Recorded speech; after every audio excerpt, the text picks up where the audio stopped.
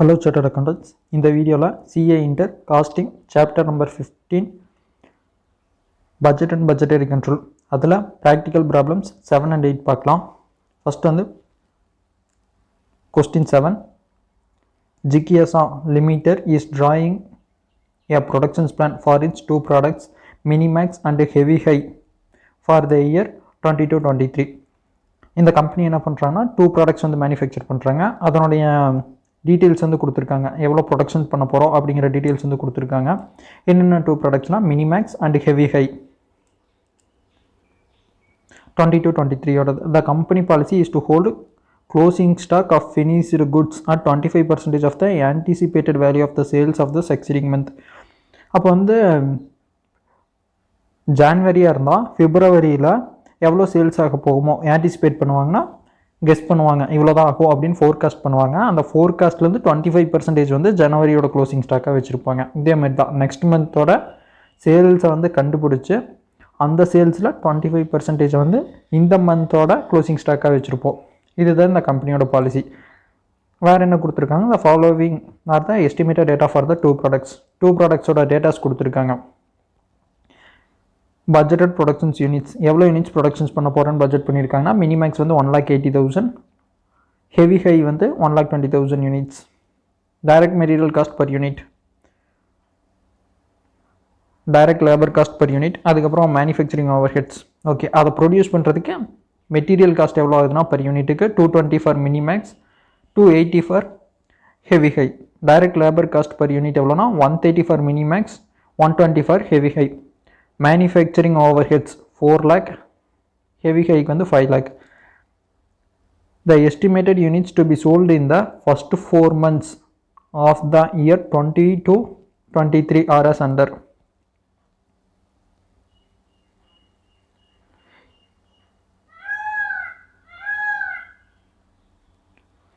இது வந்து சேல்ஸ் எவ்வளோ அப்படிங்கிறது வந்து கொடுத்துருக்காங்க. Estimated units to be sold. Minimax எவ்வளோனா 8,000, மேல வந்து 10,000, ஜூனில் வந்து 12,000, ஜூலையில் வந்து 16,000, ஹெவி ஹை வந்து 6,000, மேல வந்து 8,000, ஜூனில் வந்து 9,000, ஜூலையில் வந்து 14,000. நம்மளை என்ன கேட்டிருக்காங்கன்னா prepare production budget for the first quarter in the month wise. First குவார்ட்டர்னா 3 months இருக்கும். அந்த 3 monthsக்கு வந்து நம்மளை என்ன கேட்டிருக்காங்கன்னா ப்ரொடக்ஷன் பட்ஜெட் கேட்டிருக்காங்க.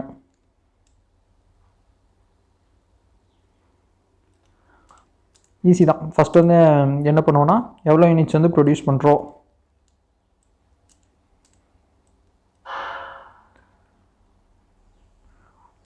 அதாவது production budget of the product Minimax and Heavy High is in units. எவ்வளோ சேல்ஸ்ன்னு பார்க்குறோம். அந்த சேல்ஸ் கூட என்ன பண்ணுவோன்னா க்ளோசிங் ஸ்டாக் வந்து ஆட் பண்ணிக்கிறோம். அப்படி க்ளோசிங் ஸ்டாக் ஆட் பண்ணிட்டோன்னா நம்ம எவ்வளோ ப்ரொடியூஸ் பண்ணோன்னு தெரியும். அதை ப்ரொடியூஸ் பண்ணுறதுல வந்து ஓப்பனிங் ஸ்டாக் இருந்துச்சுன்னா அதை ப்ரொடக்ஷன் பண்ண தேவையில்லை. அப்புறம் வந்து நெட் ப்ரொடக்ஷன் யூனிட்ஸ் எவ்வளோங்கிறது நம்மளுக்கு தெரிஞ்சிடும். So sales plus closing stock minus opening stock. இப்போ வந்து ஏப்ரலோட சேல்ஸ் எவ்வளோ கொடுத்துருந்தாங்கன்னா மினிமேக்ஸ் வந்து 8,000 கொடுத்துருந்தாங்க, ஹெவி ஹை வந்து 6,000 கொடுத்துருந்தாங்க. அதனுடைய க்ளோசிங் ஸ்டாக் எப்படியா இருக்குன்னா இதுக்கு தான் ஒர்க்கிங் அவுட். க்ளோசிங் ஸ்டாக்னா நெக்ஸ்ட் மந்தோட சேல்ஸ் எவ்வளோன்னு பார்த்து அதில் வந்து 25%. அவள் வந்து 10,000 into 25% வந்து 2,500, 8,000 into 25% வந்து 2,000. இதனுடைய ஓப்பனிங் ஸ்டாக் எப்படிங்கிறது தான் லாஜிக் நீங்கள் யூஸ் பண்ணணும். என்ன லாஜிக்னா போன வருஷத்தோட க்ளோசிங் ஸ்டாக் வந்து இந்த வருஷத்தோட ஓப்பனிங் ஸ்டாக். போன வருஷத்தோட க்ளோசிங் ஸ்டாக் என்னவா இருந்திருக்குன்னா இந்த வருஷத்தோட இந்த மாதத்தோட சேல்ஸோட 25% இருக்கும். அதுதான் போன மாதத்தோட க்ளோசிங் ஸ்டாக்காக இருந்திருக்கும். அந்த போன மாதத்தோட க்ளோசிங் ஸ்டாக் இந்த மாதத்தோட ஓப்பனிங் ஸ்டாக்காக இருக்கும். ஸோ போன மாதத்தில் எவ்வளோ க்ளோசிங் ஸ்டாக்காக இருக்குன்னா 8,000 into 25%, அதாவது 2,000 வந்து க்ளோசிங் ஸ்டாக்காக இருந்திருக்கும். ஸோ இந்த மாதத்தோட ஓப்பனிங் ஸ்டாக் 2,000. ஹெவி ஹை வந்து 6,000 இருக்கா. நான் வந்து போன மாதம் அதாவது மார்ச்சில் வந்து 6,000 into 25% போட்டு க்ளோசிங் ஸ்டாக் வச்சுருப்பாங்க 1,500. அது வந்து ஏப்ரல் மாதத்தோட ஓப்பனிங் ஸ்டாக்காக இருக்கும். ஸோ 1,500 இதுதான் நோட்டாக போட்டு கொடுத்துருப்பாங்க. நீங்கள் அதை எழுதிடணும் எப்படி வந்துச்சு அப்படிங்கிறது. அப்போ தான் எக்ஸாமினருக்கு தெரியும், அப்போ தான் மார்க் கொடுப்பாங்க. நெக்ஸ்ட் வந்து இதே மாதிரி தான் ஒவ்வொன்றுக்கும் பண்ண போகிறோம். இதனுடைய க்ளோசிங் ஸ்டாக் கண்டுபிடிச்சிட்டோம். நெக்ஸ்ட் மந்தோடது எப்படின்னா 12,000 into 2,000 12,000 into 25% 2,000 வரும். 9,000 into 25% 3,000 வரும். கன்ஃபியூஸ். ஃபஸ்ட்டு இதுக்கு பார்த்துக்கலாம். சேல்ஸ் வந்து எவ்வளோ இருக்குன்னா 8,000. அது க்ளோசிங் ஸ்டாக் வந்து 25%. அப்போ வந்து 2,500. ஹெவி ஹை வந்து 2,000. அப்போ டோட்டலாக இங்கே எவ்வளோ வரும்னா 10,500. இங்கே எவ்வளோ வரும்னா 8,000. 8,000லேருந்து ஓப்பனிங் ஸ்டாக் லெஸ் பண்ணணும். 10,500 மைனஸ் 2,000 8,500. 8,000 மைனஸ் 1,500 6,500. அவ்வளோதான். ப்ரொடக்ஷன் யூனிட்ஸ் எவ்வளோங்கிறது கண்டுபிடிச்சிட்டோம் ஏப்ரல் மந்த்துக்கு. இப்போ வந்து நெக்ஸ்ட் மே மந்த்துக்கு கண்டுபிடிக்கணும். மே மந்த் எப்படி கண்டுபிடிக்கிறேன்னா அவங்க சேல்ஸ் எவ்வளோன்னு கொடுத்துருக்காங்க. 10,000 8,000 கொஸ்டின்லேயே இருக்குது. க்ளோசிங் ஸ்டாக் எவ்வளோ வச்சுருப்போன்னா நெக்ஸ்ட் மந்தோட சேல்ஸில் 25%. அப்போ வந்து 12,000 இன்ட்டு 25% எவ்வளோ வரும்னா 3,000 வரும். 9,000 இன்ட்டு 25% வந்து 2,250 வரும். ஸோ இது ஆட் பண்ணோன்னா எவ்வளோ வரும்னா 13,000 வரும். இது ஆட் பண்ணோம்னா 10,250 வரும். இதுலேருந்து என்ன பண்ணுவோன்னா க்ளோசிங் ஸ்டாக் ஆட் பண்ணிட்டோம். ஓப்பனிங் ஸ்டாக் வந்து லெஸ் பண்ணணும். 13,000 மைனஸ் 2,500 10,500. இதான் production units for May month. அது ஹெவி ஹை எவ்வளோனா 10,250 மைனஸ் 2,000. அப்போ வந்து 8,250 ப்ரொடக்ஷன் யூனிட்ஸ் மே மந்த்துக்கு எவ்வளோங்கிறது ஃபைன் பண்ணிட்டோம். இதே மாதிரி தான் ஒவ்வொரு மந்த்துக்கு ஃபைன் பண்ணுவோம். இங்கே வந்து பெரிய ஒர்க்கிங் சொல்லலை. ஏன் நம்மளுக்கு 3 குவார்ட்டர்ஸ் மட்டும் கேட்டிருந்தாங்கன்னா ஜூலையோட இன்ஃபர்மேஷன்ஸ் கொடுத்துருந்தாங்க. ஜூலையோட இன்ஃபர்மேஷன்ஸ் எவ்வளோ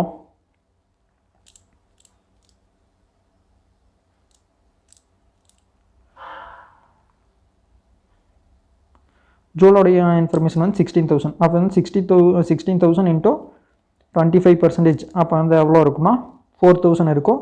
14,000 இன்ட்டு 25% எவ்வளோ இருக்குன்னா 3,500 இருக்கும். அது வந்து ஜூனோட க்ளோசிங் ஸ்டாக்காக இருக்கும். அது கண்டுபிடிக்கிறதுக்கு தான் அந்த இன்ஃபர்மேஷன்.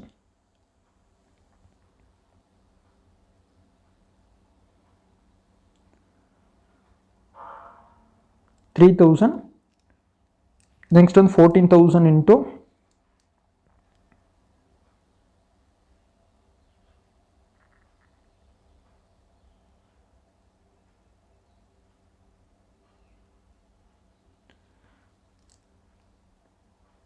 25%னா 3,500. ஹெவி ஹை வந்து 3,500. மினிமேக்ஸ் வந்து 4,000. ஓப்பனிங் ஸ்டாக் எப்படி வந்திருக்குன்னா போன வருஷத்தோட க்ளோசிங் ஸ்டாக். ஸோ இங்கே இருக்கிற அமௌண்ட் அப்படியே எங்கே வரும்.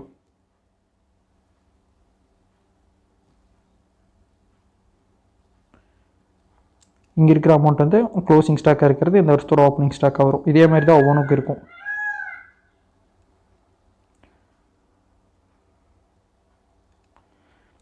எல்லாத்தையும் டோட்டல் பண்ணோம்னா எவ்வளோ யூனிட்ஸ் ப்ரொடியூஸ் பண்ண போகிறோன்னா 32,000.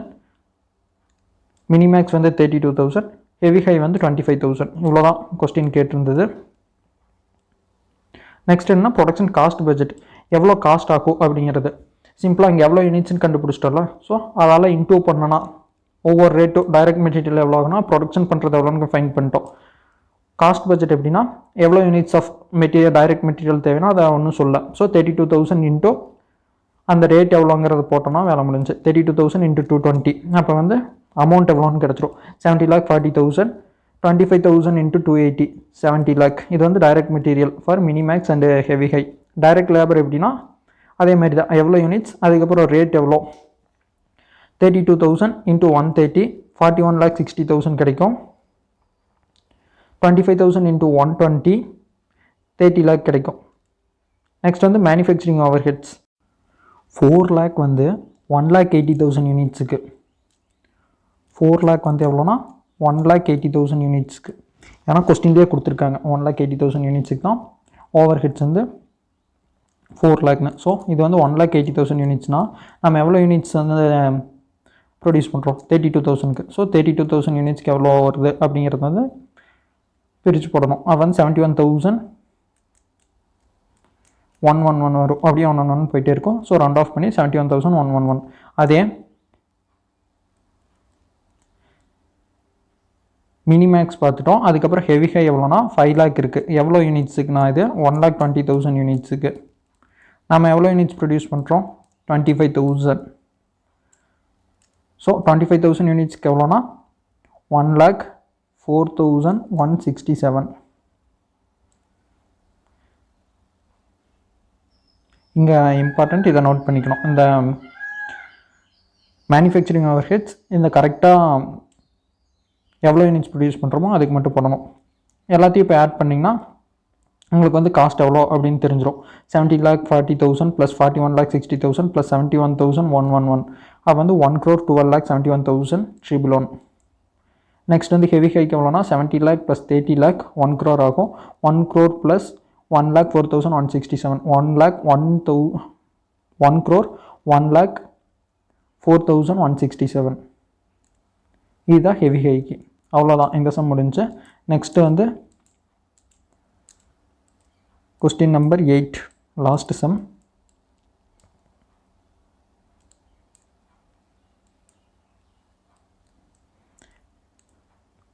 Concord Limited manufactures 2 products using 2 type of material and 1 grade of labor. 2 product manufacture பண்ணுறாங்க. அதுக்கு எவ்வளோ raw materials தேவைப்படுதுன்னா 2 type of material அதுக்கப்புறம் 1 grade of labor. Shown below is an extract from the company's working paper for the next month budget. Next month பட்ஜெட்டுக்கான workings கொடுத்துருக்காங்க கீழே.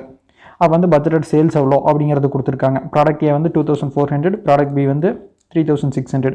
அதுக்கான material எவ்வளோ KGs தேவைப்படுது. இப்போ வந்து 1 யூனிட் ப்ரொடியூஸ் பண்ணோன்னா ப்ராடக்ட் ஏ 1 யூனிட் ப்ரொடியூஸ் பண்ணோன்னா மெட்டீரியல் எக்ஸ் வந்து 5 யூனிட்ஸ் தேவைப்படுது. அதே ப்ராடக்ட் பி 1 யூனிட் ப்ரொடியூஸ் பண்ணோன்னா மெட்டீரியல் எக்ஸ் வந்து 3 யூனிட்ஸ் தேவைப்படுது. ப்ராடக்ட் ஏ 1 யூனிட்ஸ் ப்ரொடியூஸ் பண்ணோன்னா மெட்டீரியல் ஏ வந்து 4 யூனிட்ஸ் தேவைப்படுது. அதே ப்ராடக்ட் பி 1 யூனிட் மேனுஃபேக்சர் பண்ணோன்னா மெட்டீரியல் ஒய் வந்து 6 யூனிட்ஸ் தேவைப்படுது. நெக்ஸ்ட் வந்து ஸ்டாண்டர்ட் லேபர் ஹார்ஸ் அலோடு. இங்கே நோட் பண்ண வேண்டியது ஸ்டாண்டர்ட் லேபர் ஹார்ஸ் தான் கொடுத்துருக்காங்க. ப்ராடக்ட் ஏக்கு வந்து 1 யூனிட் ப்ரொடியூஸ் பண்ணுறதுக்கு வந்து 3 ஹார்ஸ் தேவைப்படுது ஸ்டாண்டர்ட் லேபர் ஹார். ப்ராடக்ட் பிக்கு வந்து 5 ஹார்ஸ் தேவைப்படுது. என்னன்னா ஸ்டாண்டர்ட் லேபர் ஹார்ஸ். கீழே மறுபடியும் இன்ஃபர்மேஷன்ஸ் கொடுத்துருக்காங்க. என்னன்னா material X and material Y cost எவ்வளோ ரா மெட்டீரியலோட காஸ்ட்னு கொடுத்துருக்காங்க. மெட்டீரியல் எக்ஸ் வந்து 4 rupees, மெட்டீரியல் ஒய் வந்து 6 rupees. லேபருக்கு எவ்வளோ பே பண்ணுறாங்கன்னா 25 per hour. Over time premium is 50% and is payable if a worker works for more than 40 hours a week. There are 180 direct labors. இங்கே note பண்ண வேண்டியது வந்து டோட்டலாக 180 லேபர்ஸ் தான் இருக்காங்க அந்த கம்பெனியில். ஓகேவா? அப்போ வந்து உனக்கு இவ்வளோ யூனிட்ஸ் ப்ரொடியூஸ் பண்ணியிருக்காங்களா, இதுக்கு மொத்தம் எவ்வளோ ஹார்ஸ் ஆகுங்கிறத கண்டுபிடிக்கணும். அந்த ஹார்ஸ் வந்து கால்குலேட் பண்ணும்போது ஒரு ஒர்க்கர் வந்து 40 ஹார்ஸ் வரைக்கும் ஒர்க் பண்ணியிருந்தாருன்னா பிரச்சனை இல்லை. அதே ஒரு ஒர்க்கர் வந்து 1 வீக்குக்கு 40 ஹார்ஸுக்கு மேலே ஒர்க் பண்ணியிருந்தாருன்னா, இப்போ வந்து ஒரு 10 ஹார்ஸ் எக்ஸ்ட்ரா ஒர்க் பண்ணியிருந்தாருன்னா நார்மலாக 25 per hour கொடுக்குறோம். அப்போ வந்து 50% வந்து ப்ரீமியமாக பே பண்ணுவோம். அப்போ வந்து 25 + 10% போட்டிங்க ப்ளஸ் 50% போட்டிங்கன்னா 37.5 வரும். ஸோ எக்ஸ்ட்ரா ஒர்க் பண்ணுறாருல 40 ஹார்ஸுக்கு மேலே ஒரு வீக்கில் எக்ஸ்ட்ரா ஒர்க் பண்ணாருன்னா அதுக்கு எவ்வளோ ருபீஸ் போட்டு கொடுப்போன்னா 37.5. இந்த 40 ஹார்ஸ் ஒர்க் பண்ணியிருந்தாருன்னா 25 போடுவோம். இது ரெண்டையும் ஆட் பண்ணி எவ்வளோ அமௌண்ட் வருதோ அதை வந்து வேஜஸாக கொடுப்போம். அவ்வளோதான் இதனுடைய இன்ஃபர்மேஷன்ஸ். அது போக கீழே என்ன கொடுத்துருக்காங்கன்னா the target productivity ratio or efficiency ratio. Target productivity ratio efficiency ratio ரெண்டும் சேம் தான். For the productive hours worked by the direct labour is in actually manufacturing the product is 80%. இங்கே வந்து எவ்வளோனா எஃபிஷியன்சி ரேஷியோ 80% தான் இருக்குது. எஃபிஷியன்சினா எவ்வளோ சுறுசுறுப்பாக இருக்காங்க அப்படிங்கிற மாதிரி, எவ்வளோ எஃபிஷியண்ட்டாக ஒர்க் பண்ணியிருக்காங்க. சோம்பேறித்தனமாக பண்ணாங்கன்னா அந்த எஃபிஷியன்சி ரேஷியோ வந்து கம்மியாக இருக்கும். அப்போ வந்து 100 மணி நேரம் கொடுத்தாங்கன்னா 100 மணி நேரம் ஸ்டாண்டர்டாக பண்ணக்கூடிய டைம். இதுக்கு வந்து நீங்கள் 100 மணி நேரத்துக்கு மேலே எடுத்துக்கிட்டிங்கன்னா நீங்கள் வந்து எஃபிஷியன்ஸே இல்லை. எஃபிஷியன்ஸ்னா 100% கம்மியாக இருக்குது. 100 மணி நேரம் கொடுத்து நீங்கள் வந்து ஒரு 80 ஹார்ஸில் அந்த மாதிரி பண்ணிங்கன்னா 125% வரும். அதான் எஃபிஷியன்சி ரேஷியோ. அப்போ வந்து சீக்கிரமே முடிச்சிட்டிங்கன்னா நீங்கள் 100%க்கு மேலே இருப்பீங்க. எஃபிஷியன்சி வந்து உங்களுக்கு 100%க்கு மேலே இருக்கும். ஸோ இதுக்கு ஃபார்முலா என்னென்னா standard hours divided by actual hours worked into 100. இதுதான் எஃபிஷியன்சி ரேஷியோக்கான ஃபார்முலா. அதை வந்து இங்கே எஃபிஷியன்சி ரேஷியோ கொடுத்துட்டாங்க. ஸ்டாண்டர்ட் ஹார்ஸ் மேலே கொடுத்துருக்காங்க. நம்மளுக்கு வந்து ஆக்சுவல் ஹார்ஸ் எவ்வளோங்கிறது இதை வச்சு ஃபைன் பண்ணிடலாம். இப்போ வந்து எவ்வளோ கொடுத்துருக்காங்கன்னா மேலே 3 கொடுத்துருக்காங்க. இது என்னென்னா ஒர்க்கிங்ஸ் பார்க்கும்போது புரியும். அப்போ வந்து 2400 2400 into 3 போடணும். 7200 வரும். இதுக்கு எவ்வளோன்னு பார்க்கணும். இதுக்கும் கால்குலேட் பண்ணிவிட்டு அதுக்கப்புறம் எவ்வளோ பர்சன்டேஜ் இருக்குன்னா, இப்போ இது சிம்பிளாக சொல்லணும்னா 100 ஹார்ஸ் நம்ம எக்ஸாம்பிளில் 100 ஹார்ஸ் ஸ்டாண்டர்ட் ஹார்ஸ். அப்போ வந்து ஆக்சுவல் ஹார்ஸ் எவ்வளோவா இருக்குங்கிறது எக்ஸ்னு வச்சுக்கிறோம். ஈக்குவல் டு 80%னா X equal to 100 divided by 80%. அப்போ வந்து 125 ஹார்ஸ் எடுத்திருக்காங்க. ஸ்டாண்டர்ட் ஹார்ஸ் 100 இருந்துச்சுன்னா உங்களோட ஆக்சுவல் ஹார்ஸ் வந்து 125 ஹார்ஸாக இருக்கும்.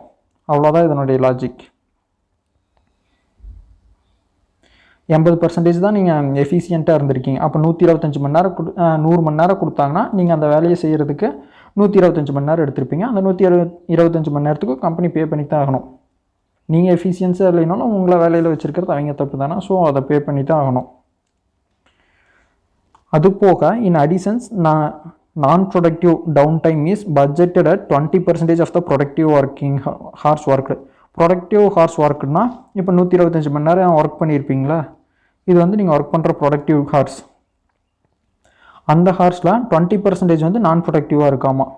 அப்போ இது கூட 25% ஆட் பண்ணிக்கணும். அந்த 25%க்கு நீங்கள் வேஜஸ் சேர்த்து வாங்குவீங்க.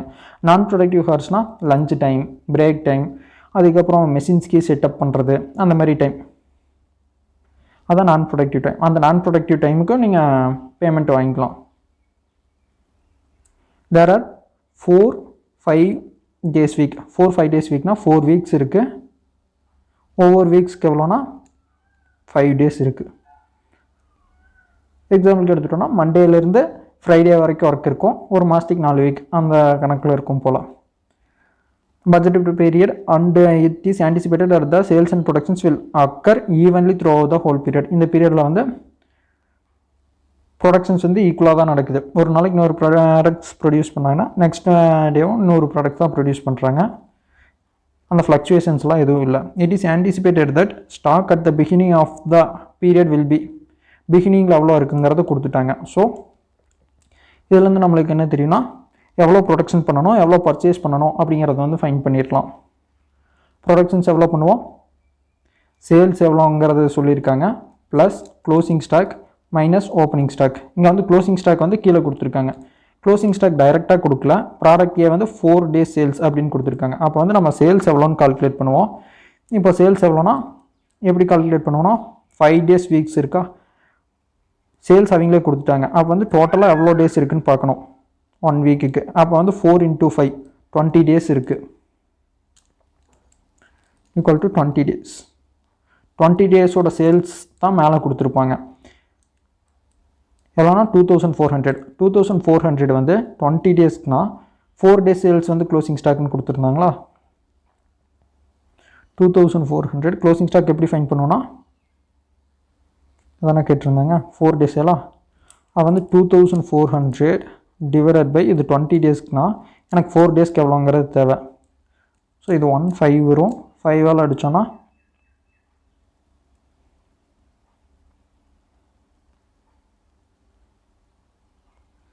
4 5s 20, ரிமைனிங் 4 இருக்கும் 8, 480 யூனிட்ஸ். இது வந்து க்ளோசிங் ஸ்டாக்காக இருக்கும். இதே மாதிரி தான் ஒவ்வொன்றுக்கும் கால்குலேட் பண்ணணும். Raw material 10 days consumption. அப்போ வந்து எவ்வளோ மெட்டீரியல் கன்சம்ஷன் ஆகுதுன்னா எவ்வளோ யூனிட்ஸ் ப்ரொடியூஸ் பண்ணுறோம், அதுக்கு எவ்வளோ ரெக்வயர்டு தேவை அப்படிங்கும்போது 20 days கன்சம்ஷன் எவ்வளோன்னு தெரிஞ்சிடும். டிவைடட் பை 20 × 10 போட்டிங்கன்னா 10 days கன்சம்ஷன் கிடச்சிரும். அதுதான் க்ளோசிங் ஸ்டாக். அவ்வளோதாங்க. இனி சம்ஸ் மட்டும் கரெக்டாக இங்கே இருக்கிற நம்பர்லாம் எடுத்து போட்டு நம்மளுக்கு தெரிஞ்சது தான் க்ளோசிங் ஸ்டாக் ஆட் பண்ணுவோம், ஓப்பனிங் ஸ்டாக் வந்து லிஸ்ட் பண்ணுவோம். அந்த மட்டும் கரெக்டாக பண்ணால் ஓகே. இப்போ வந்து பட்ஜெட்டட் சேல்ஸ் கொடுத்துட்டாங்க 2400, 3600. ஃபஸ்ட்டு என்ன பட்ஜெட் போட போகிறோன்னா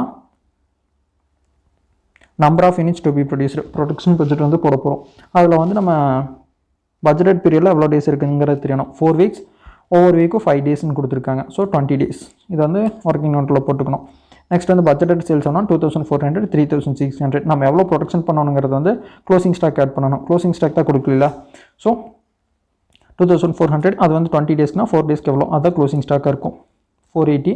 3600 அது எதுக்குன்னா ப்ராடக்ட் பிக்கு 3600. அது வந்து 20 daysக்குனா 5 days இது வந்து க்ளோசிங் ஸ்டாக்காக வச்சுருக்காங்க. ஸோ × 5 900 வரும். ஓப்பனிங் ஸ்டாக் கொஸ்டின்லேயே கொடுத்துட்டாங்க 400. ப்ராடக்ட் பி வந்து 200. 2400 + 480 - 400 அப்போ வந்து 2480. 3600 + 900 - 200 4300.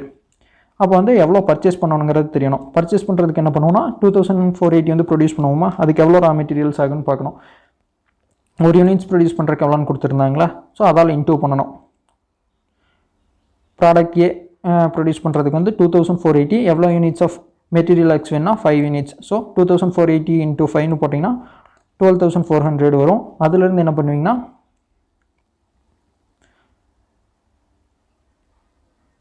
க்ளோசிங் ஸ்டாக் ஆட் பண்ணிக்குவீங்க, ஓப்பனிங் ஸ்டாக் லெஸ் பண்ணுவீங்க. அப்படி பண்ணிங்கன்னா எவ்வளோ குவான்டிட்டி வந்து பர்ச்சேஸ் பண்ணணுங்கிறது தெரியும். அது கூட இன்டூ ரேட் போட்டிங்கன்னா அந்த டோட்டல் காஸ்ட் எவ்வளோங்கிறது கண்டுபிடிச்சிடலாம். அப்போ வந்து 12400 வேணும். அதே ப்ராடக்ட் பி பண்ணுறதுக்கு மெட்டீரியல் எக்ஸ் எவ்வளோ தேவைப்படுதுன்னா 4300 யூனிட்ஸா, 4300 இன்டூ 3 யூனிட்ஸ் தேவைப்படுது. ஸோ 12900 வரும். டோட்டலாக ஆட் பண்ணோன்னா மெட்டீரியல் எக்ஸ் எவ்வளோ தேவைப்படுதுன்னா 25300. அதில் நம்மக்கிட்ட எவ்வளோ இருக்கோ அதை வந்து லெஸ் பண்ணிடலாம். நம்மக்கிட்ட எவ்வளோ இருக்குன்னா 1000 தான் இருக்குது. ஸோ அதை லெஸ் பண்ணணும். க்ளோசிங் ஸ்டாக்கை நம்ம எவ்வளோ வச்சுக்க ஆசைப்படுறோமோ அதை ஆட் பண்ணிக்கணும். அது 25300 ப்ளஸ் 12650 மைனஸ் 1000 36950 வரும். இது வந்து மெட்டீரியல் எக்ஸ் வந்து எவ்வளோ தேவைப்படுதுங்கிறது. அதே மாதிரி தான் மெட்டீரியல் ஒய்க்கும் ப்ராடக்ட் ஏ எவ்வளோ தேவைப்படுதுன்னா 2480 இன்டூ 4 kgs தேவைப்படுது. ஒவ்வொரு யூனிட்டுக்கு 4 kgsனால் 2480க்கு வந்து 9920. அதே மாதிரி ப்ராடக்ட் பிக்கு வந்து 4300 மேனுஃபேக்சர் பண்ணுறோம். ஒவ்வொரு யூனிட்டுக்கு 6னா டோட்டலாக 4300 இன்டூ 6 25800 வந்து தேவைப்படும். Product A and product B ரெண்டுக்கும் சேர்த்து மெட்டீரியல் ஒய் எவ்வளோ தேவைப்படுதுன்னா 35720. அதிலிருந்து நம்ம என்ன ஆட் பண்ணோம்னா க்ளோசிங் ஸ்டாக் வந்து ஆட் பண்ணிக்கணும், ஓப்பனிங் ஸ்டாக் அதை லெஸ் பண்ணிக்கணும். அது வந்து 35720 ப்ளஸ் 10716 மைனஸ் 500 வந்து 45936.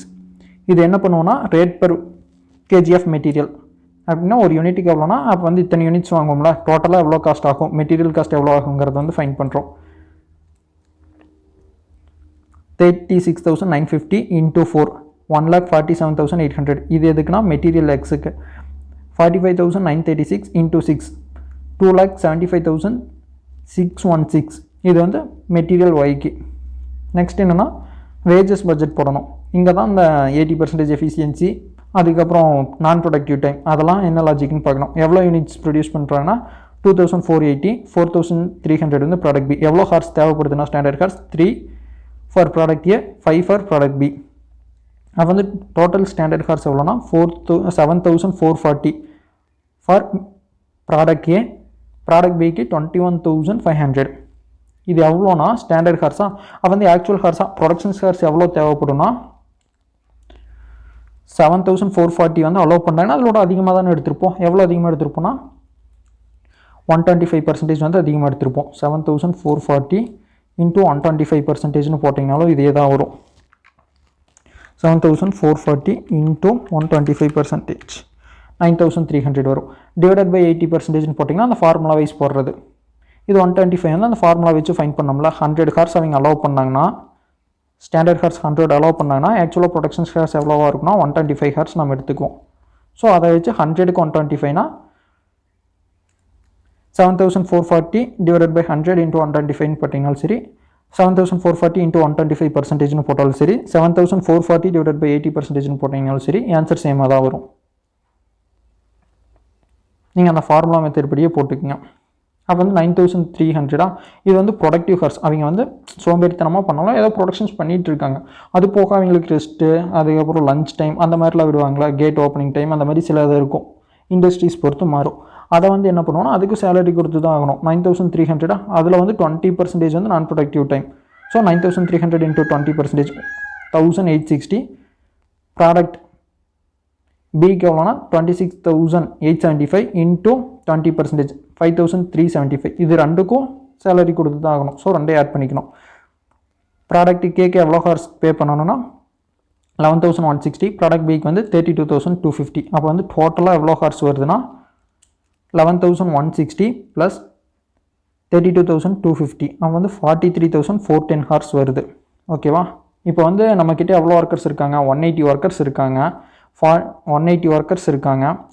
அவங்க எவ்வளோ ஹார்ஸ் ஒர்க் பண்ணுறாங்கன்னா 40 ஹார்ஸ் வரைக்கும் ஒர்க் பண்ணாங்கன்னா நார்மல் பே பண்ணுவோம். ஸோ இன்டூ 40 எவ்வளோ வீக்ஸ்க்குனா 4 வீக்ஸ்க்கு 1 வீக்கு 40 ஹார்ஸ் வரைக்கும் பே பண்ண ஒர்க் பண்ணாங்கன்னா நார்மல் வேஜஸ். அப்போ வந்து எவ்வளோ வருதுன்னா 28,800 வருது. இதுக்கு வந்து நம்ம நார்மல் பே பண்ணால் போதும். நார்மல் பேனா 25 rupees மட்டும் பே பண்ணால் போதும். இது போக டோட்டலாக எவ்வளோ வந்திருக்கு, 43,410 இருக்கா. இதில் வந்து நார்மலாக பே பண்ணுறது எவ்வளோ, 28,800. அப்போ ரிமைனிங் எவ்வளோ இருக்குன்னா 14,610. இதுக்கு என்ன பண்ணோம்னா 37.5 மேலே பார்த்த மாதிரி அவ்வளோ ருபீஸ் பே பண்ணணும். ஏன்னா 25 rupees வந்து நார்மல்னா அது கூட 50% ஆட் பண்ணி 37.5 பே பண்ணணும். இதுதான் இங்கே போட்டு காட்டியிருப்பாங்க. ஸோ அதனுடைய வேல்யூ எவ்வளோன்னு பார்த்துக்கிட்டிங்கன்னா total wages to be paid ₹12,67,875. அவ்வளோதாங்க, இந்த சாப்டர் முடிஞ்சு, இந்த சம்மு முடிஞ்சு. இன்னும் ஸ்டாண்டர்ட் காஸ்டிங் ரிலேட்டடானது மட்டும் இருக்குது, ஒரே ஒரு சப்டிவிஷன். அது வந்து ஸ்டாண்டர்ட் காஸ்டிங் பார்க்கும்போது அதையும் பார்த்துடலாம். தேங்க்யூ.